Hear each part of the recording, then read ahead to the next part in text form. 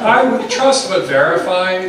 He could be lying to you about his wife and about his relationship and about her unwillingness to work on it or fix it. He could be an asshole. I could be an asshole. I'll be an asshole. So nail it down. That said, I'm supposed to always say it's always wrong to sleep with somebody who's cheating on their partner. But in reality, sometimes people don't end a relationship that they're in until they're in the relationship they want to be in next. And sometimes the cheating companion, the person with whom they are cheating, is a catalyst that helps to, gives them the nerve or creates the circumstances that helps burn down a building that needed to be burnt down, that everybody needed to get the fuck out of. So it's not always awful when someone cheats and gets caught. So it's not therefore always awful when someone is the person that person cheated with.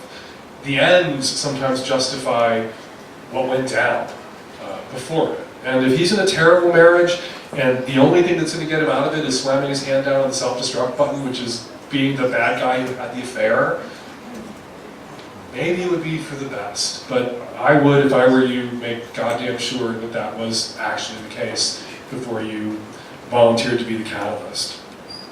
30-year-old male from Dallas in an open marriage. We have been open for 3 years. It's been great. Recently, I connected with a 21-year-old virgin online. Do you hate virgins? Is 21 like 10 years older than most virgins in this part of the country? I don't know. Why am I freaking out about 21-year-old virgins? What does that mean here? We have been exploring long-distance dom-sub dynamics when she expressed an interest in losing her virginity to me. While intriguing,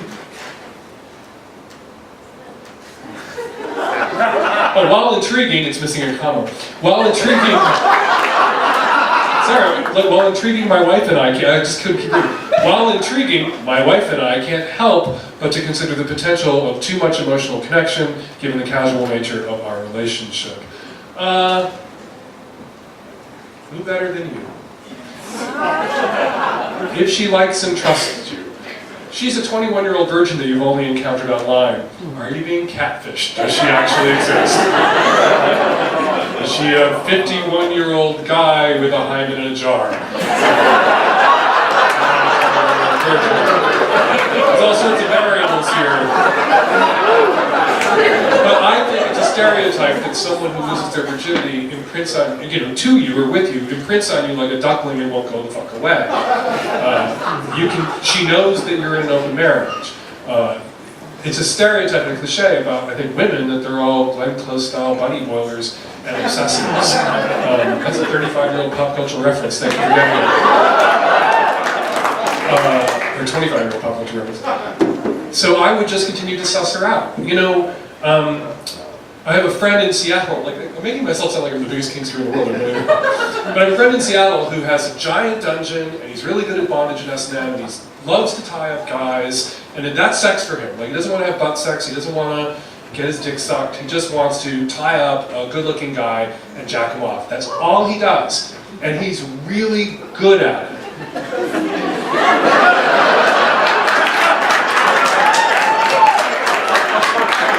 What's so funny?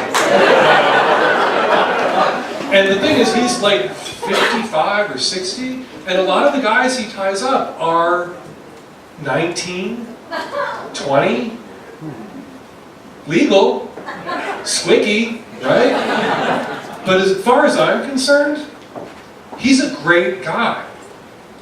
They could wind up with their desires, if these are 19-year-old, totally kinky, young gay guys, who want to go to a dungeon, they could wind up in a far worse place. They could wind up with a far less trustworthy guy.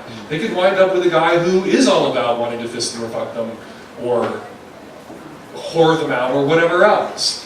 I'm glad that, every time he comes to the bar where my husband hosts a monthly night, and sometimes he comes with one of these guys when they're 21 and over, and have a